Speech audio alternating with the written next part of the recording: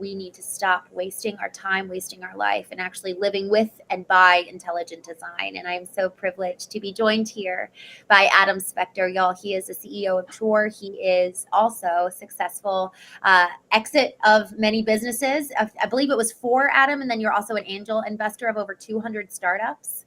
So y'all, he surely has mastered this himself. And I'm just so thrilled to have him here to talk about this, especially as we head into the holiday season. So often, everyone else is running our life for us during this time. And so really this analyzation and audit of how are we spending every moment of every day over the holiday season, heading into 2026. Let's take our life back. Adam, thank you for joining us. Christine, it is great to be here. And I would say I'm definitely not an expert at this. I'm learning every single moment. So I have much further to go. But yes, and I appreciate it. Yeah. And I founded 4 different companies. I've invested in over 200 companies. I run my own podcast, as you know well, the Entrepreneurial Excellence podcast. So just about what does it mean to be a great entrepreneur. And it's great to be here with you today. So great to have you. Adam, the Excellence Entrepreneurial podcast, there's something around excellence. There's something around truly pursuing greatness. And you really, I think the more that I've talked to you, the more that I've studied your bio and just the way that you talk and show up online, there is a higher level of expectation that you have for yourself, not just in what you pursue, but how you pursue it. I mean, it's reflected in your company and the way that you all serve startups is, hey, we'll handle everything on the back end to free the entrepreneur so that they can spend their time doing what it is that they're called to do, that they're best at, their zone of genius. So where and how did you really kind of stumble into freedom yourself? Oh, that's a great question. I'm not even sure. I think it was a gradual evolution for me around the idea of saying like, hey, like my time, our life is so short, right? I mean, if you think about it, if you're lucky, you have 80 years on planet Earth, maybe 100 if you get really lucky. That's a teeny tiny short period of time. I mean, like in 100 years, how much will the world change? It will change a lot actually in 100 years, but in the grand scheme of things, it's a teeny tiny amount. I mean, we are, have barely, 100 years ago, where was humanity and society and where are we going to be in the future? And the amount you can do in that time period is relatively small. And so as I've kind of grown, started having kids, started thinking through kind of where I wanted to spend my time and what I wanted to do, I more and more started questioning like, what was the best use of my time and how do I want to make the most of it? And so what does that come out to be? What does it actually mean is that I constantly try to reevaluate where I'm spending that time and what am I doing with it? Like, am I doing only things that I love, only things that only I can do, only things that will have clear high ROI for the people I work with and for my family, friends, and everyone else. So I've kind of architected my life in a way that enables me to do the highest ROI activities and not let other people dictate what I do instead. I love that. So effectively in the evaluation of your life, those core questions, what are things only I can do? What are things that have the highest ROI? And when you say highest ROI, is it return on your time? Is that when you think of return on your investment, is your investment time? Is that kind of how you think of essentially, yes. I mean, right. So the thing is, people think of ROI as a investment idea, right? Where say like I invest $1 today, my hope is it's going to be worth $10 in the future. But people don't think of that with their time, which is sort of stupid. Actually should be that way, right? You're always making this compounding investment with what you do. So for me, if I spend every second more that I spend with my kids is compounding over time and hopefully making me a better father, better parent, better spouse, all those other things. Same thing with my company though. Every minute I spend working my company, doing things that are directly correlated to what we do at Chore, right? My company's name is Chore. We do back office work for founders, right? We run the entire operations so they can go back to doing what they do best. The whole idea there is when I spend time on Chore, I'm compounding my knowledge, making my company better. But I'm not doing that by doing the things that don't kind of relate to Chore, and I can kind of explain that more. But like, I try to do the things that only I can do. So being with you here today, only I can do. I can't delegate that. But that also helps me further my relationships and friendships, and hopefully we can build a relationship and help each other overall in time too, with in all these different ways. And so, doing things that have a return on investment from a time perspective lead to sort of financial returns too. But overall, it's it's all about where can I spend, where can I invest my time, energy in the best ways to have the longest life return. Yes. Oh, I love that life return. And that's something where you were talking about time with your children. I just almost visually saw the compounding effect of when they're adults. You're going to have something so strong and so solid. And honestly, when we think about investing in our kids, it's also for our own end of life investment as well. Like that's when we see the greatest return, is when we need them the most. And if we've given to them when they need us the most, there's going to be something left in the bank for us at the end of our life. So I love like the longest life investment. That's so, so, so good. And when you think about it, where does vision come into that? Where does even having clarity of the legacy that you want to create? How does the decisions we make today relate to the kind of that end goal? When you think of your life investment, how much clarity do you actually need to have on the end of my life? I want to be here. How much does that drive the today? Yeah, I mean, it drives it a decent amount in the sense that, like, I'll give you an example. Once again, using my kids as an example, since it's very early here in the Pacific side of things, not quite Northwest, I mean, San Francisco, but it's early, and so my kids are downstairs. I hear them, but like I work from home, right? So I've architected Chore, my company, to be a fully remote company. The reason I've done that is because a bunch of reasons. One, I think it's actually by far the best way to build a company. We can have a discussion about that in general, but it also means like I work from home. I get to be here every morning with my kids. I'm here every night they come home. I don't travel very much for work. So I'm not letting other people dictate where I should be, when I should be there, what I need to do. I get to be here for them and do that. Now, yes, sometimes I have to travel for work, but it's pretty rare.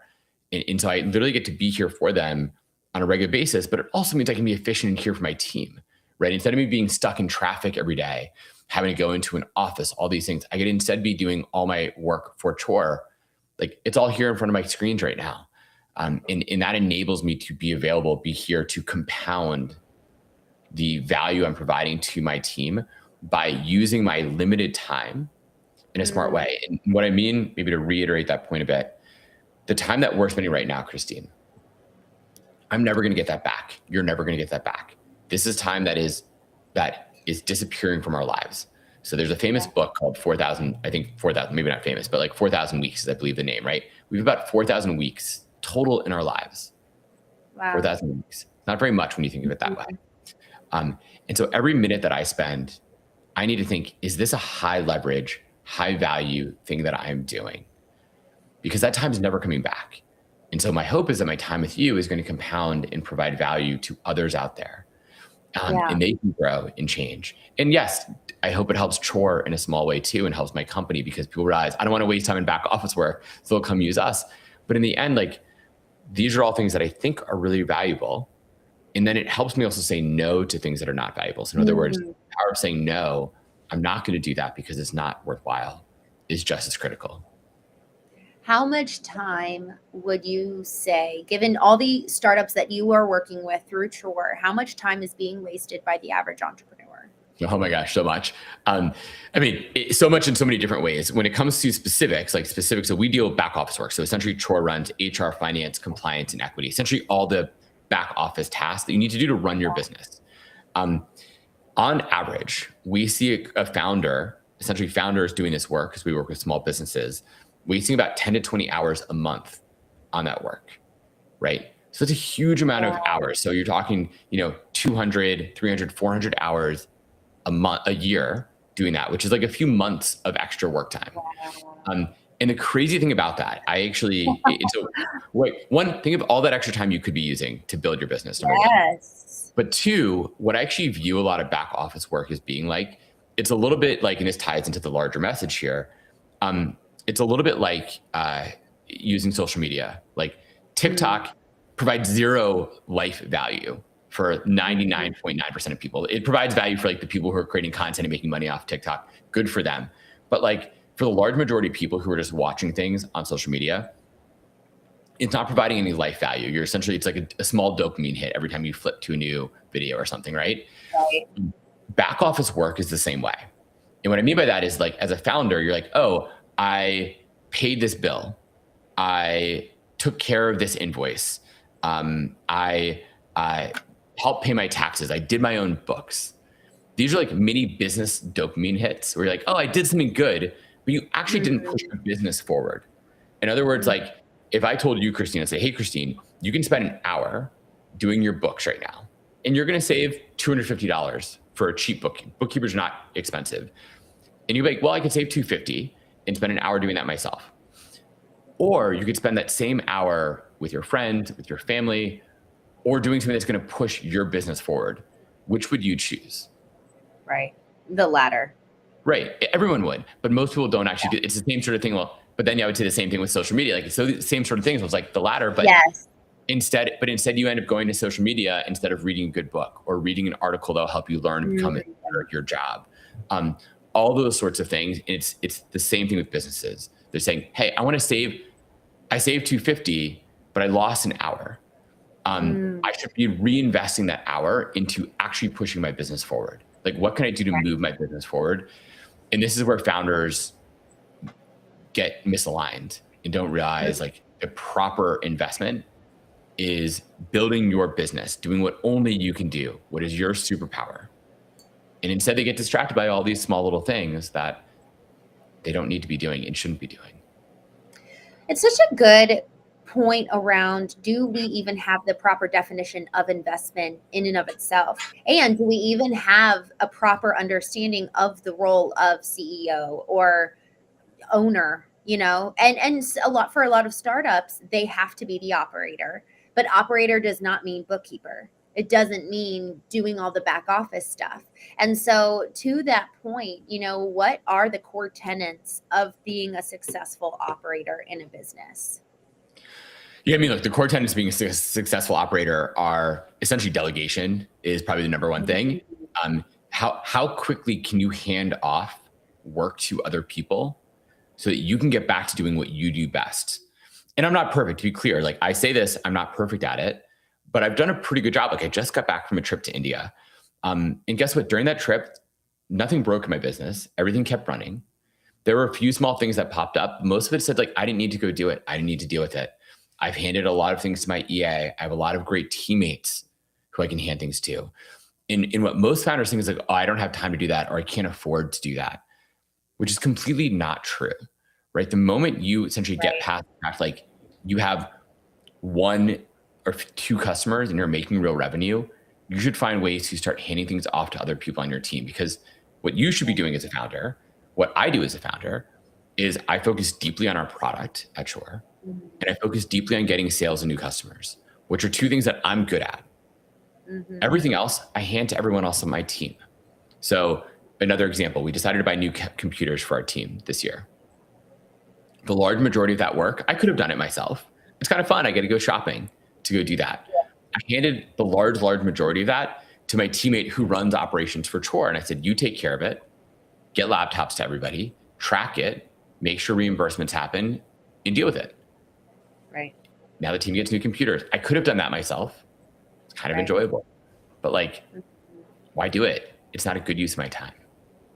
Well, and back to the very opening questions that you asked yourself as kind of a self-audit. Is this something only I can do? Because that should be one of the key drivers for the decisions we make of how to spend our time. It's almost like, so Viktor Frankl, he wrote the book, Man's Search for Meaning, while he was in the German concentration camp. And there's this infamous quote, between stimulus and response is choice. So it's almost when there's a stimulus of something needs to be done, that space, that choice that we make needs to have a filtering system, effectively a criteria to then inform our response. And so one of those questions should be, is this something only I can do?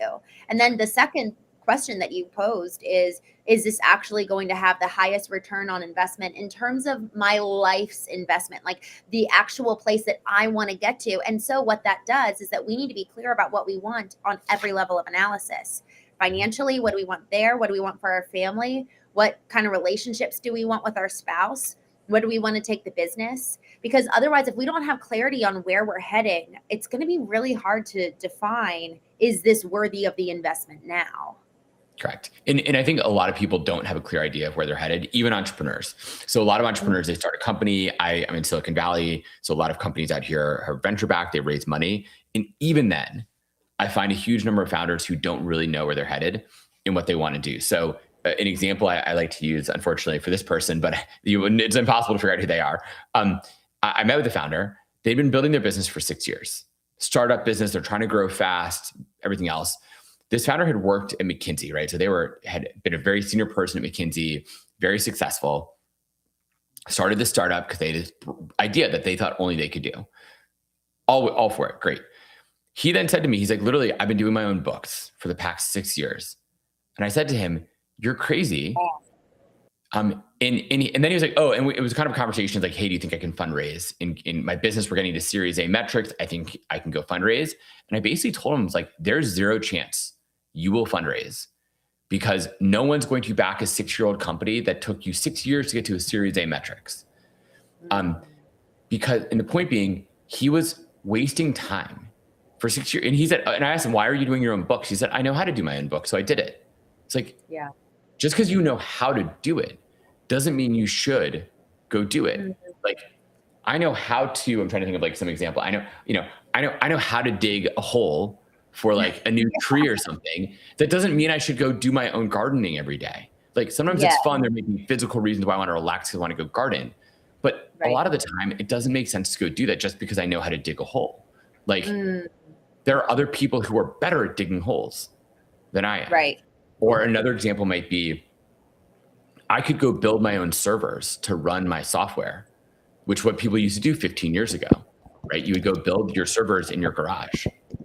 But now I go outsource it to Amazon Web Services, right? AWS. Because guess what? Amazon is better. They have a comparative advantage at running a server. So I can go outsource my servers to Amazon and let them do that so I can get back to doing what I do best. Mm-hmm. And this is what everyone should be thinking. It's like, what is my comparative advantage to other people and other businesses? And that comparative advantage is how you will succeed. You should focus on that and nothing else.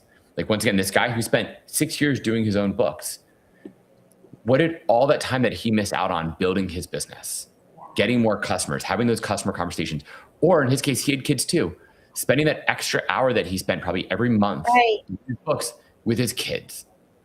What would have been better? Would it be worth, to me, and maybe this sounds rich, I'd pay $250 to have an extra hour with my kids every month.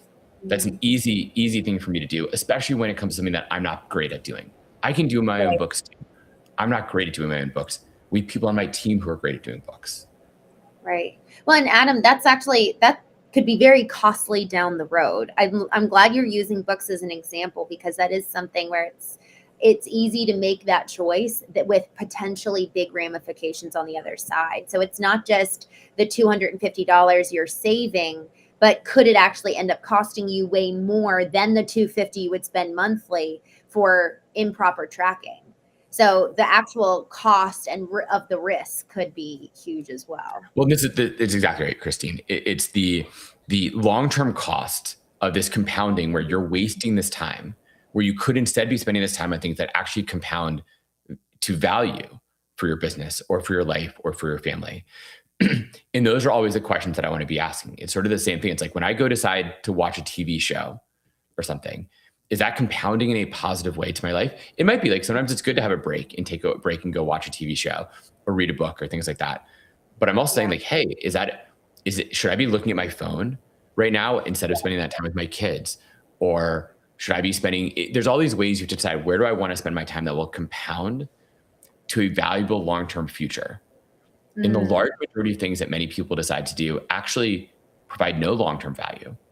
You're not going to remember it in 10, probably in a year, probably let alone a week later, let alone 10 years from now. Whereas I like to think the time I'm spending with my company and what we're building, I'm going to remember. And I don't want to have any regrets and look back and be like, oh, I didn't spend my time properly building the business. This is so important. Adam, I want to ask you, when I think about people having to choose to put this down, obviously this is addictive. Why are people having such a hard time knowing how to spend their time in terms of the business decisions? I mean, I think because it's easier to be distracted by everything else. So using this guy as an example from McKinsey, it's easier for him to be distracted by doing his books than have a hard conversation with himself about whether his business is the right business to even be building, right? Oof. You can say, I'm going to keep my business Yeah. alive for a little bit longer because I save $250 every month on bookkeeping.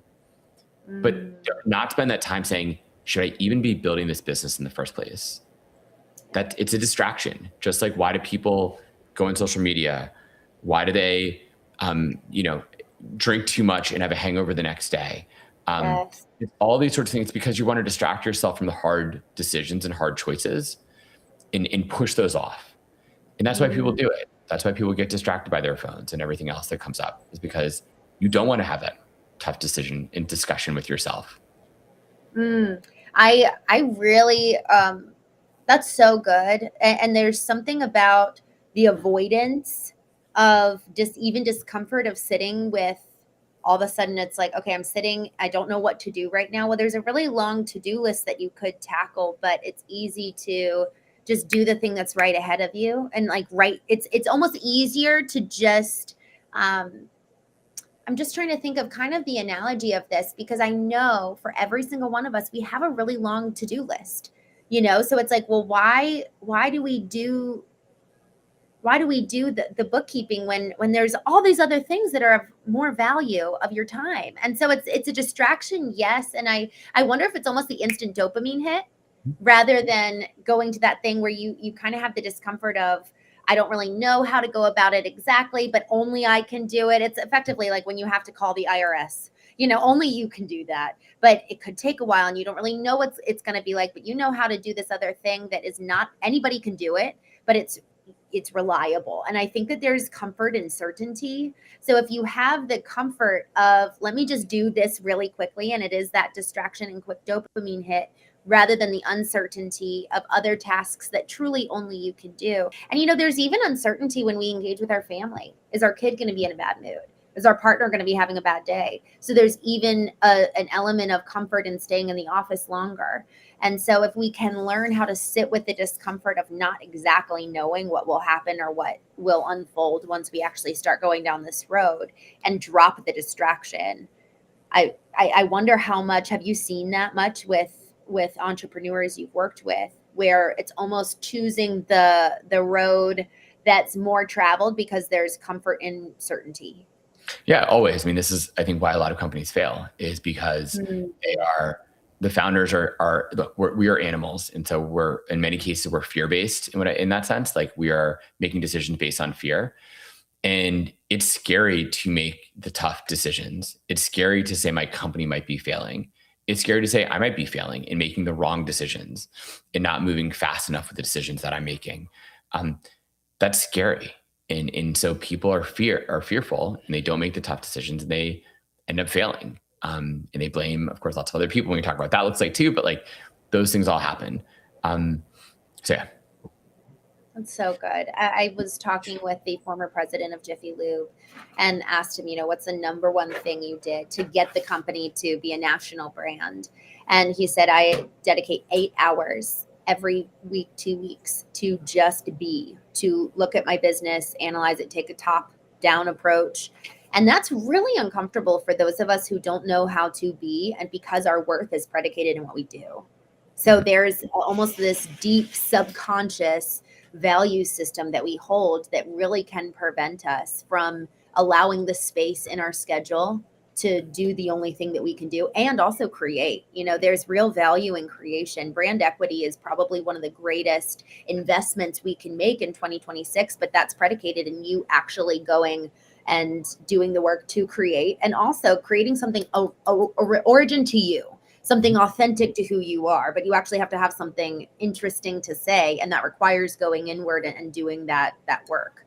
Correct. And actually, that's a great example with the Jiffy Lube president, in the sense that so many founders are so deeply embedded in every aspect of their companies, they don't have time to actually get out and think through how they can build it. So, I'm sure you have lots of friends who are like this, where they're like, I'm so busy. I have huge email inbox. It's filled with emails, and I have a million messages on Slack, and I have nonstop meetings, and I don't have time for anything. And it's like, well, actually, to me, that sounds like you're a founder who hasn't planned anything at all. Yeah. You're the center of, you are the massive break point in the center of everything at your company. You have not been able to delegate to anyone. You don't trust anyone. You need to make every decision, and you're holding your company back. It's like, if you were the center of every decision, why are you hiring all these people who are theoretically smart and great at what they do if you cannot trust them to do their jobs? And that's why, once again, companies fail. It's like, I shouldn't be. I was gone in India for like almost 12 days. Like, I shouldn't be a blocker to anything. And I wasn't. It was great. Like, yeah, I checked once a day. I checked like what was going on, and my phone was on, and like I could see what's happening.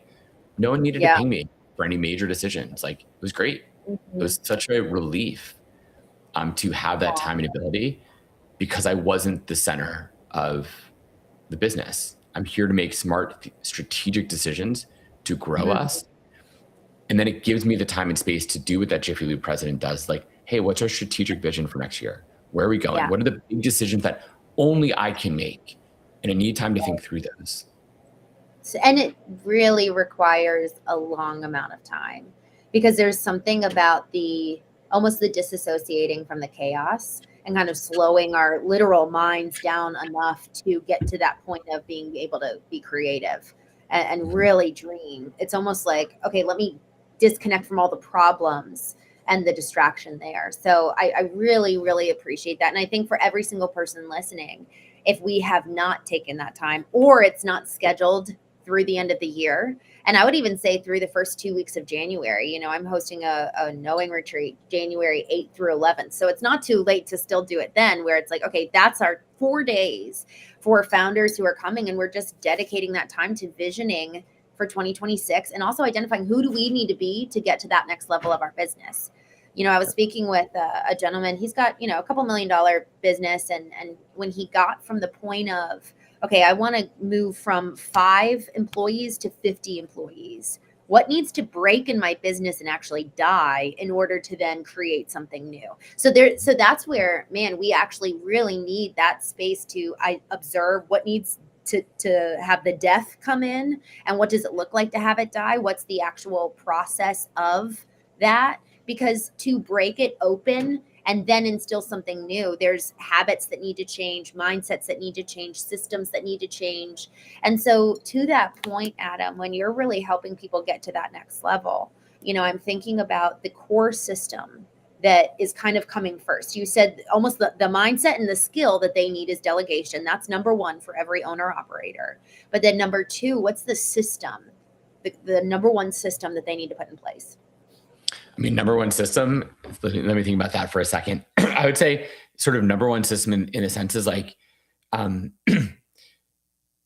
being, once again, going back to delegation to a large extent, but trusting the people that you have. And then if you need to, putting in place reports. So saying, hey, look, I want like a weekly report on what you're doing, right? If you have trouble with trust, be like, I want a report on what you're up to, what's happening, when it's happening, what's your time frame, and then put in a repeatable action plan for that sort of work they're doing. So at Chore, we have tons of standard operating procedures, so SOPs.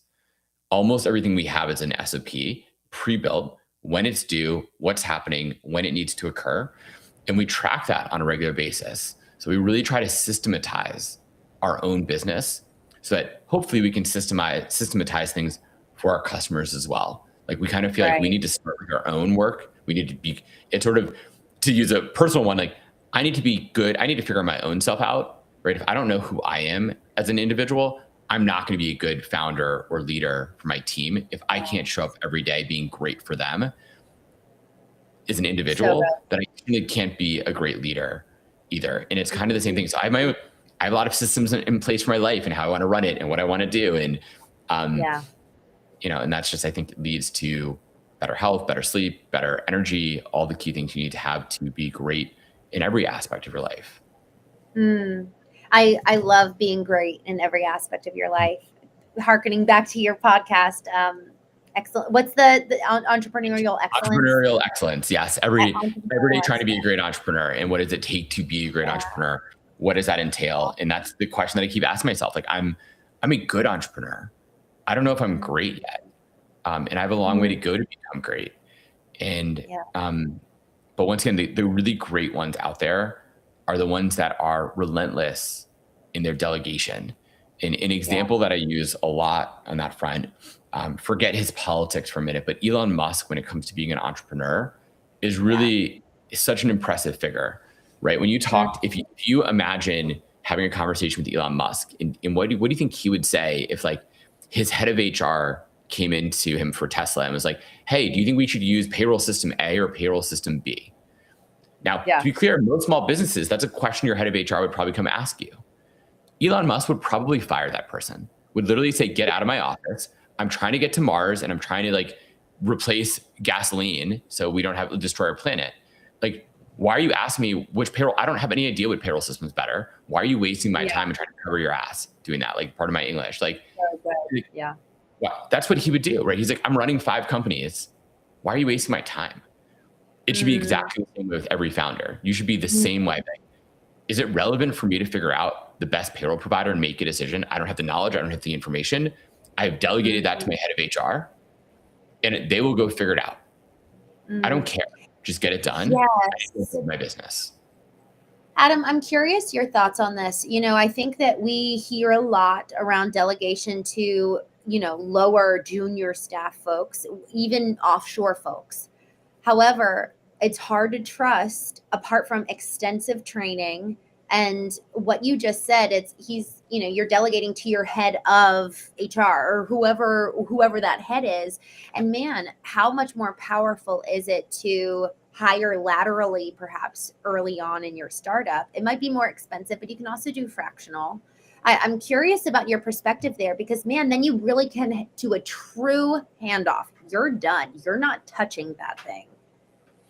So I would say that people need to be far more open to delegating things, sort of trust but verify, and do that really quickly. So basically what I found is people globally, doesn't matter what country or where in the world, are really smart. And if you give them the opportunity to work hard and do well and the trust to say, hey, look, you have to be clear, be like, my goal, I want you to accomplish X. Give them the opportunity to do X. Most people will step up and do it. Now, sure, you start small, and then as they do X and do successful with X, you move them to Y, and so on and so forth, and you keep growing it. But if you don't give people the opportunity to step up and be great at what they do and trust them, you're never going to get to a point where they actually can do that work. And in fact, you will hobble their ability to do great work. You actually hurt them because they will get to a point where, like that hypothetical head of HR that I just mentioned, they will think, I need to run every decision by Christene, run it by Adam, or run it by Elon Musk, because they will think, I'm not allowed to make a decision. I don't have that trust of this person to make it a smart decision. So then once again, you as the CEO become the bottleneck instead of getting stuff out of your way. Good. So start small with the delegation. It doesn't matter their rank or title necessarily. It's all about whether they have effectively proven that you can trust them. And I think with proving trust, go ahead, please. I was going to say, theoretically, you've hired someone smart, right? Like, I'm going to just make a simple statement, I hope. If you've hired someone, you think they're smart and good at what they do. Yeah. Right? Like, that's just a baseline assumption when you hire someone, is they theoretically know how to do that job. Right. Okay, let them do the job. Be like, go figure this out. I've hired you to do my human resources work for me. Go do it. And if you mess up, like, that's going to be a problem. But there are lots of ways to mitigate that. Hopefully you come back and say, I've learned. Here's where I made the error. Here's what I should have done differently. Okay, great. But like, I hired you because you're smart. So go do your job. And I'm going to trust you as a professional to get that done. So I've hired you so I don't have to go do that anymore. Trust is so important, Adam. And even as you're talking, I just had this thought, we're not, if you're wanting to run your business, you have to run the people. Like, if you want to do a startup, like you mentioned, you're a friend from McKinsey, maybe you're a solopreneur. Maybe if you want to have a full-fledged big business, we have to learn how to trust people. We have to know how to hire people. The people game is a real one that we really don't spend a lot of time discussing and much less cultivating. If we can't, you said this, if the quality of who we are internally is a reflection in the quality of how we show up with our team and our ability to lead. And so if we ourselves have not done the work to really establish emotional intelligence internally, it's going to be very hard to engage with the intelligence on the emotional side with other people. And that emotional intelligence gives us insight into whether we're hiring the right people to begin with. So that cultivation is really key to establish the type of leadership styles necessary for 2026. Totally. Well, look, it's the two key things I would say. If there's a goal for 2026, it's sort of trust, number one, and trust the people you hire. But number two is focus. And once again, it goes back to that idea of like, you should be laser focused on what is actually going to move your business forward. Delegate and outsource everything else. And that should be like the two key things that people spend time on is what are you going to do that's going to drive the business forward? Once again, so many businesses fail and they say, oh, I failed because of X, Y, and Z. And you know what? They probably failed because they didn't actually spend enough time working on the business. Maybe they spent time in the business and getting distracted by things, or they just got distracted by a million other things in their lives. And they said, oh, I spent too much time watching TV instead of being focused on like learning how to use AI the right way. And like, how does AI, like, you know, speaking of hiring, it's like, maybe you don't need to hire these people because you can go use AI to go do it. But like, you didn't spend time focusing on that. You instead got distracted by TikTok or whatever your dopamine choice is. Whatever your dopamine choice is. Isn't that the truth? And your dopamine choice could be the tasks that you need to delegate. They probably are. I mean, like it pisses every day I'm thinking, I mean, you know, in part of this sort of holiday special that you and I are doing right now is, you know, we talked originally about the idea of, you know, like Black Friday and all the shopping people were doing this holiday. And I found myself thinking a lot about this where I'm like, I bought very little this holiday season because I was like, I don't need a lot. So I feel very privileged in that sense. Like I don't feel the urge anymore to buy a lot of things.